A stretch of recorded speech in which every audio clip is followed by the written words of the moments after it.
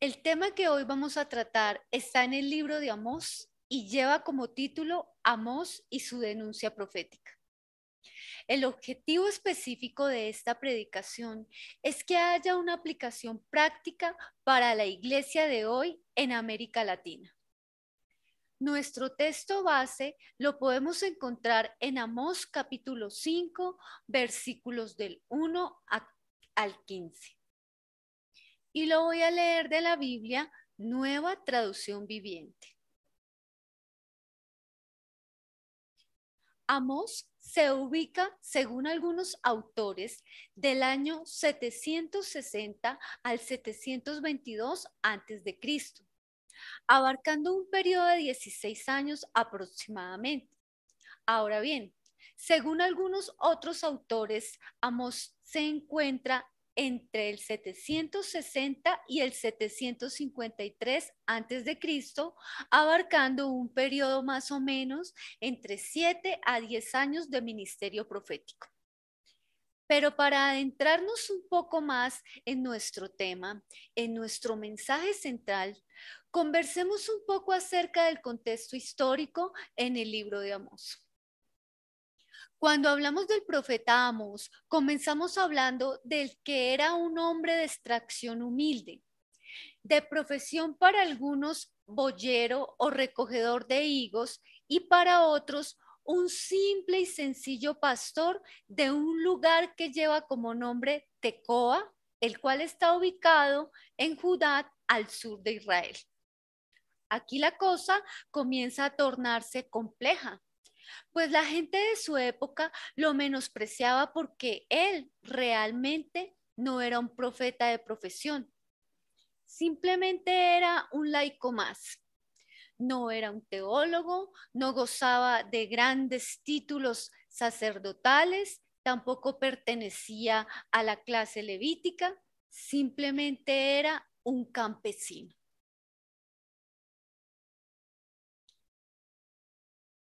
Bueno, pero continuemos. La temática del libro de Amós gira en torno a una situación problemática que afecta a todo ámbito a su alrededor, tocando así bien lo político, lo social, lo cultural, lo religioso y aún la impartición de justicia en el pueblo, es decir, todo lo que tenía que ver con los jueces de Israel. Y aquí alguien se podría preguntar, ¿cómo es que Amós, siendo un simple boyero o un simple campesino, tenía tan grandes capacidades de ser capaz de tocar casi todas las estructuras hegemónicas de la sociedad en la cual vivía? Esta respuesta se podría dividir en dos partes. La primera es porque para Dios no es nada imposible levantar a alguien sencillo, pues la palabra de Dios dice que de lo más vil y menospreciado, Él nos llamó para avergonzar a aquellos que se consideran ser sabios. Y la segunda pienso que la deberíamos relacionar con la siguiente frase de Karl Barth que dice, un sermón hay que prepararlo con la Biblia en una mano y el periódico en la otra. Porque si Amós tenía una fuerte característica era que era un hombre muy bien preparado en cuanto al conocimiento de su época, de su pueblo y de todo lo que lo rodeaba.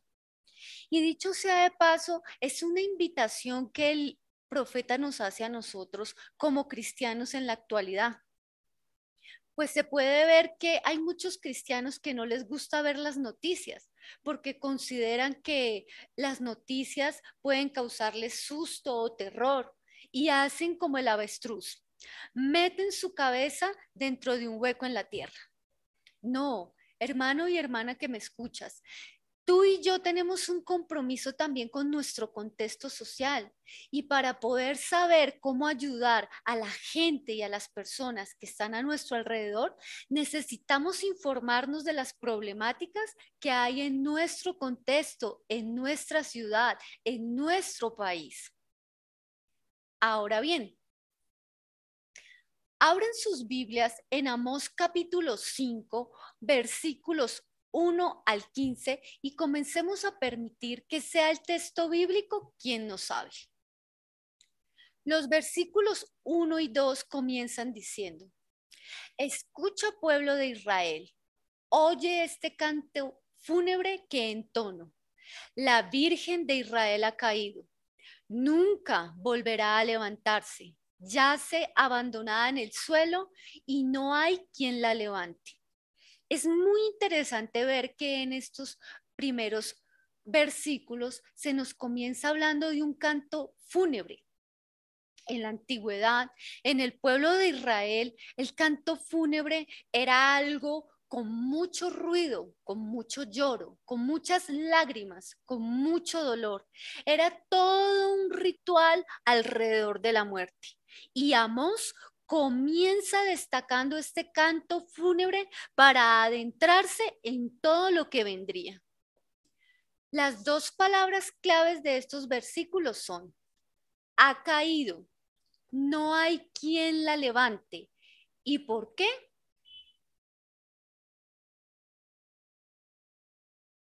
En el versículo 3, el Señor soberano dice: cuando una ciudad mande a 1000 hombres a la guerra, solo volverán 100. Cuando un pueblo envía 100, solo regresarán 10 vivos. Aquí podemos ver la palabra de Dios hablando de manera fuerte, ¿verdad? Había suficiente razón para que el pueblo tuviera que levantar una endecha, tuviera que levantar un lloro, un dolor.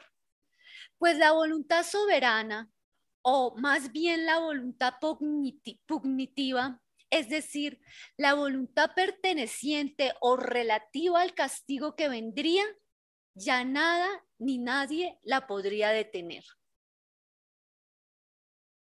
Continuemos hacia el versículo 4 y del 4 al 6.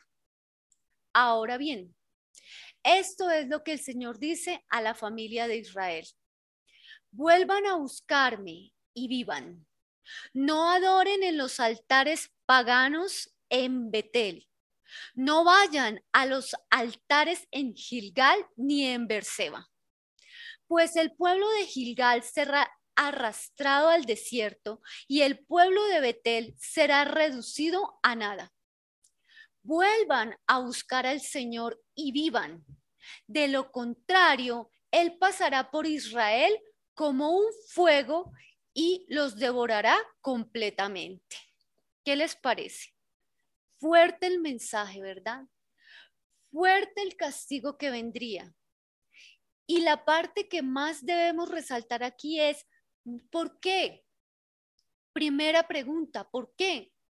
Porque ellos estaban adorando en los altares paganos, en Betel, en Gilgal, en Berseba. Ahora bien, analicemos un poco más en los textos leídos. Se mencionan 3 lugares de peregrinación, 3 sitios que por su relación con los patriarcas Abraham, Isaac y Jacob y su especial lugar en la historia de Israel daban apariencia de verdad y les proporcionaba a los del pueblo una falsa sensación de seguridad. Algo muy parecido a lo que estamos viviendo hoy en día en la iglesia. Y es que creemos que porque somos cristianos de domingo y escuchamos un sermón de 30, 40 minutos, ya tenemos el cielo ganado, que Dios se encuentra feliz y muy agradado con nosotros, cuando en realidad la actitud de nuestro corazón está muy lejos de la obediencia. Y ni hablar del interés por tratar de comprender, tratar de memorizar, tratar de captar el mensaje de la palabra de Dios. Betel significaba casa de Dios, era un lugar de encuentro con Dios. Gilgal, por su parte, simbolizaba ese gran comienzo para Israel, donde Jehová quitó la vergüenza de su pecado y su esclavitud. Berseba significa Dios está conmigo. El peligro de una falsa confianza había tomado al pueblo de Israel, como le pasó a Sansón. cuando no se dio cuenta que Dios ya lo había abandonado. Pero continuemos en nuestro análisis. Pero antes de continuar, hagamos aquí un pequeño paréntesis. ¿Y qué era lo que hacía el pueblo que a Dios le generaba tanto desprecio? Estos versículos indican que el pueblo había abandonado a Dios y se había entregado de completo a una falsa religión con apariencia de verdad. Más o menos como lo dijo Pablo a Timoteo en 2 de Timoteo capítulo 3, versículo 5. Teniendo apariencia de piedad, pero negando toda eficacia de la misma.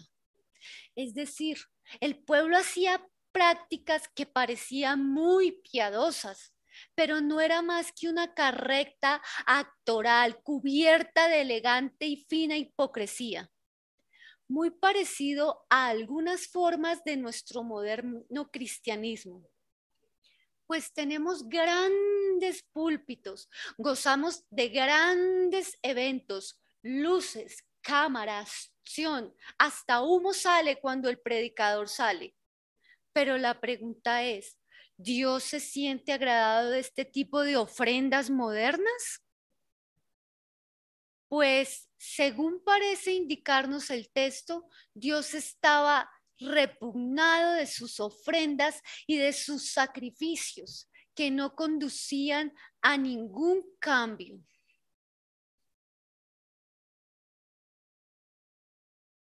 Pero como si la hipocresía religiosa no fuera suficiente para este pueblo casi dormido y muerto espiritualmente, la tragedia continúa.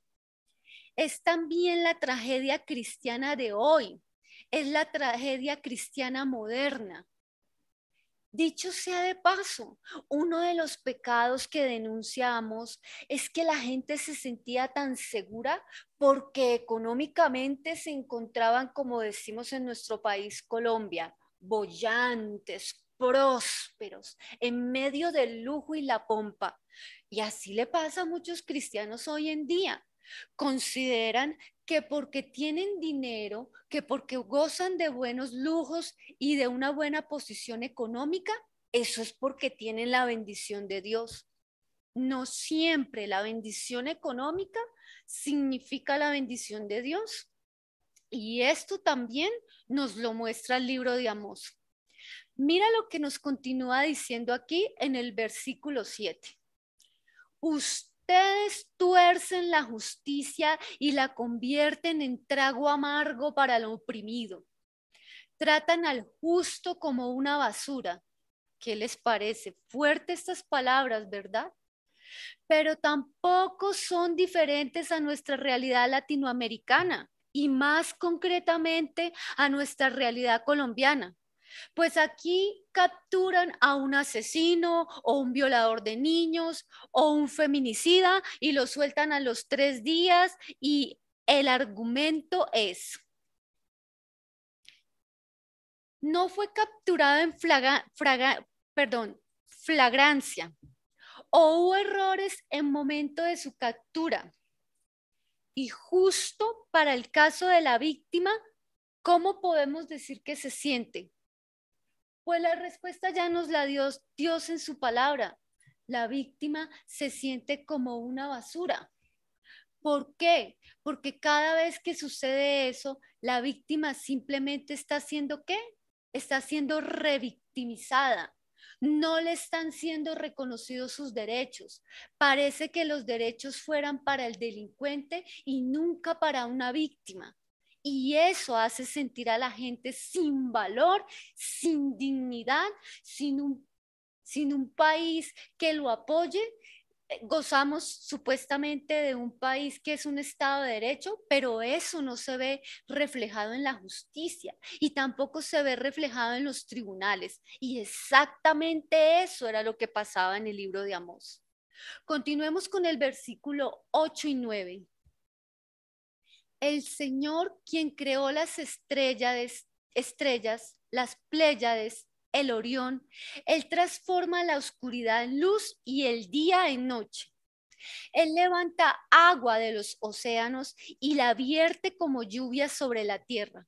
El Señor es su nombre. Con poder deslumbrante, destruye a los poderosos y aplasta todas sus defensas. ¿Por qué hace este cambio temático aquí el capítulo 5? Pues porque el Señor tenía que recordarle al pueblo quién era Él. Hasta Dios estaba perdiendo su dignidad ante el pueblo. El Señor tiene que recordarle al pueblo quién es Él porque el pueblo ya estaba, como dice Shakira, brutos, ciegos, sordomudos, torpes, trastes y testarudos. Pues su Dios ya no era el Dios que los sacó de Egipto, sino que era Baal. Por cierto, que su nombre también significa Señor. Este era el Señor de ellos. Como hoy en día en la iglesia cristiana también tienen sus propios señores. Podemos ver al Señor dinero, al Señor fama, al Señor yo tengo mi mega iglesia, etcétera, etcétera, etcétera. Entonces, podemos decir que Dios, hasta este momento de nuestro mensaje, tenía verdaderos motivos para sentir indignación con su pueblo. Por supuesto que sí. Continuemos hacia los versículos 10 y 11. ¿Cómo odian ustedes a los jueces honestos? ¿Cómo desprecian a los que dicen la verdad? ¿Cómo pisotean a los pobres? ¿Cómo era que pisoteaban a los pobres? Robándoles el grano con impuestos y rentas injustas. Y es que para aquella época los impuestos era algo inalcanzable para los pobres, era algo que ellos no podían pagar. Aparte, hasta los comerciantes se habían convertido en unos corruptos. Nada diferente de nuestra realidad colombiana. Hubo un paro hace ya, y todavía nos siguen cobrando las afectaciones de dicho paro. No podemos negar que dicho paro afectó toda la economía de nuestro país, pero tampoco podemos negar que algunos comerciantes especulan y especulan y siguen especulando con los precios. A veces dicen que es la caída o la subida del dólar o el paro. Siempre hay una excusa para cobrar unos precios muy altos. ¿Y quién lleva la peor parte? Los pobres. ¿Y cómo se sienten los pobres? Como lo está diciendo aquí Amós, versículo 5:11. Se sienten pisoteados. Eso es algo triste y es algo de lo cual la iglesia deberíamos levantar una voz profética y denunciar. No deberíamos seguir callando la injusticia que ocurre a nuestro alrededor. Pero, ¿qué sigue diciendo el Señor en este texto? Por lo tanto, ¿por qué razón? Por lo que ya hablamos. Aunque construyan casas de piedras hermosas, nunca vivirán en ellas. Aunque se planten grandes viñedos exuberantes, nunca beberán su vino. Y es que también es muy interesante que en el libro de Amós se nos resalta que aunque planten grandes viñedos y casas hermosas tengan, no podrán vivir en ellas, pues las casas eran en marfil. Las casas eran construidas en los materiales más costosos. Las personas que tenían grandes viñedos es como decir hoy en día los que tienen grandes tierras, los terratenientes.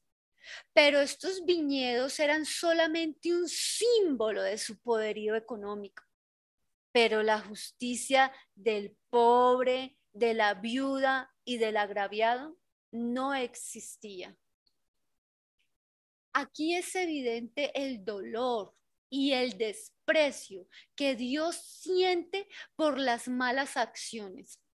es que esta gente se había vuelto tan perversa como algunas facciones de la sociedad moderna, que un pobre ni siquiera tenía derecho a comprarse un par de sandalias, pues tenía que sacarlas a crédito y muchas veces no alcanzaba a pagar sus créditos y resultaba convirtiéndose en un esclavo de un hermano judío, es decir, de alguien de su propio pueblo, para poder pagar con el tiempo sus deudas.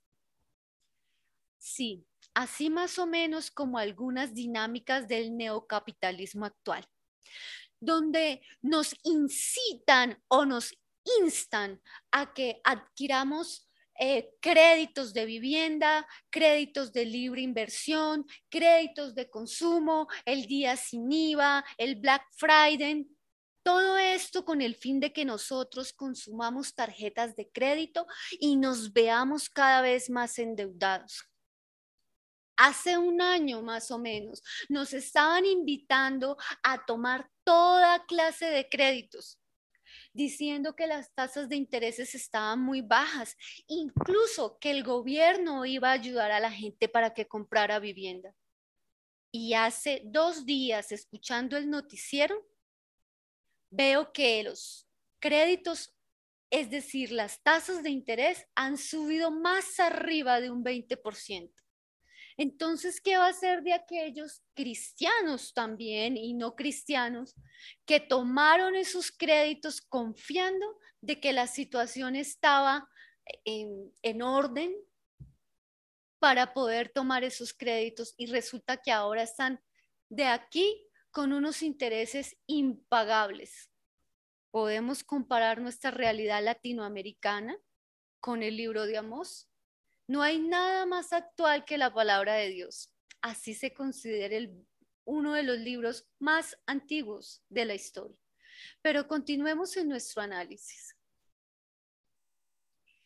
El versículo 12 y 13 nos dice: pues yo conozco la enorme cantidad de sus pecados y la profundidad de sus rebeliones.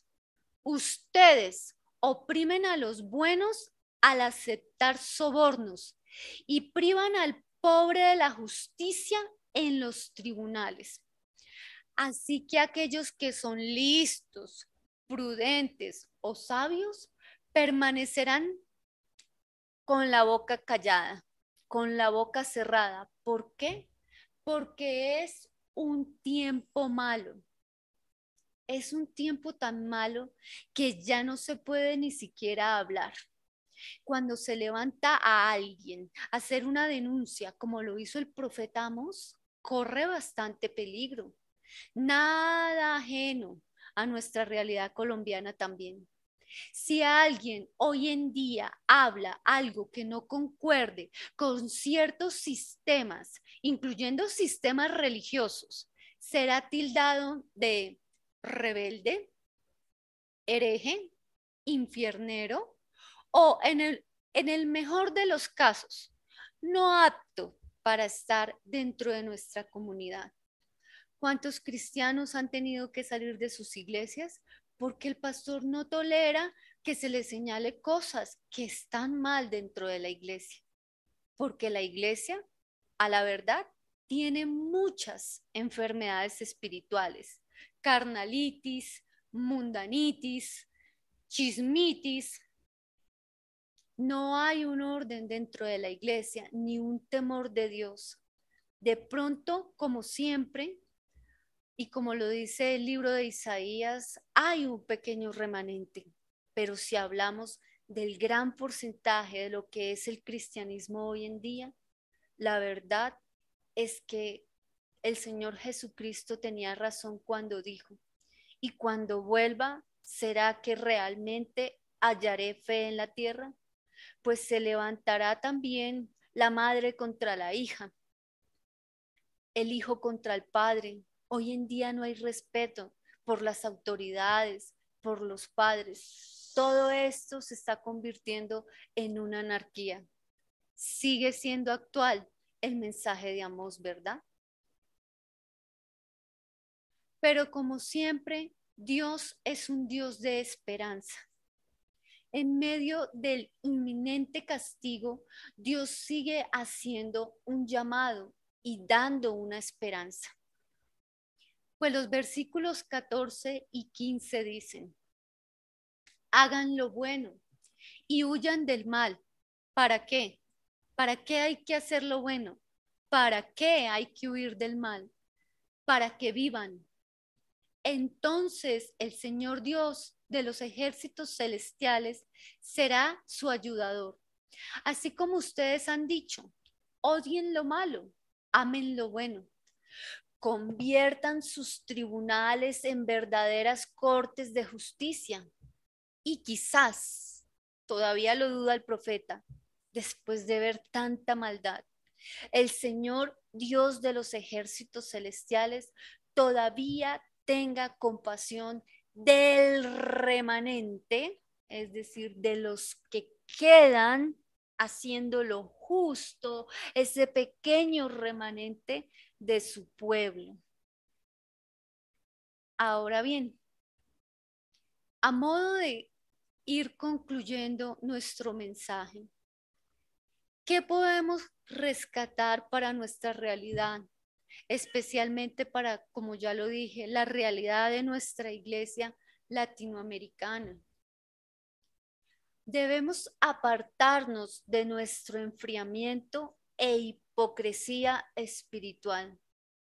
Debemos examinarnos a la luz del espejo que no miente, a la luz de las sagradas escrituras y muy especialmente a la luz del libro de Amós, si lo estamos viendo desde todos los contextos, político, social, cultural, religioso, de justicia. Debemos apartarnos de los ídolos que han ocupado el lugar en nuestro corazón. Debemos aprender a no torcer la justicia o el derecho, siendo cómplices de las injusticias que se cometen con nuestro pueblo, sea en el ámbito eclesial o en el ámbito colombiano en general. Pues nosotros los cristianos, dicho sea de paso, también somos hombres y mujeres de sociedad. Nosotros no estamos fuera de la sociedad, hacemos parte de ella. De nada nos sirve ir a una iglesia si la consideramos una burbuja o un club social donde todos compartimos un mismo estilo, pero no nos interesa nuestro entorno. Como hombres y mujeres de Dios, debemos aprender a levantar una voz profética, como lo hizo Amós. Debemos aprender y renunciar a no conformarnos a este mundo actual, sino renovar nuestro entendimiento, como dice Romanos 12. Hacer una lectura crítica a la luz de las escrituras, como lo hizo el profeta. Debemos aprender a hacer lo que es bueno. Debemos preguntar por las sendas antiguas. Debemos pedirle a Dios que nos muestre esos caminos antiguos, donde habían valores y principios dentro de la iglesia. Y dichos valores, dicho sea de paso, no son esos valores de la religiosidad. No es llevar el cabello largo con todo el respeto de nuestros amigos y hermanos pentecostales, ni es vestirse de cual o tal manera. No, la ética de Dios supera cualquier práctica o tradición que nosotros tengamos dentro de nuestras iglesias. Debemos aprender a aborrecer lo malo, es decir, incomodarnos, sentirnos mal con lo que no es correcto y enseñar a los que nos rodean, es decir, a los de nuestro entorno, a hacer lo justo. Pues ya lo dijo Jesús, el que obedece las leyes de Dios y las enseña, son dos cosas, el que las obedece y el que las enseña, ¿qué dice el Señor Jesucristo? Este será llamado grande en el reino de los cielos. Quizás aquí en este mundo no logremos tener fama, ni reconocimiento, ni aplausos. De hecho, una de las cosas que resaltábamos allí en su libro es que los falsos profetas eran los que eran aplaudidos, bienvenidos, eran queridos. Ellos se rodeaban con los políticos, eran invitados a sus casas. ¿Por qué? Porque ellos les decían lo que querían oír, como la sociedad de hoy. Háblame bonito, como dice María en una canción. Así está también la iglesia. Quiere que le hablen bonito, suavecito, tiernecito, pero no es así si queremos ser limpios de nuestros pecados y de nuestras inmundicias. Termino mi mensaje diciéndote que espero que esta reflexión haya sido de bendición para tu vida y que este libro de Amós vuelva a ser material de estudio para ti y para mí en nuestras iglesias. Muchas bendiciones para ti y hasta un próximo video. Que Dios te bendiga.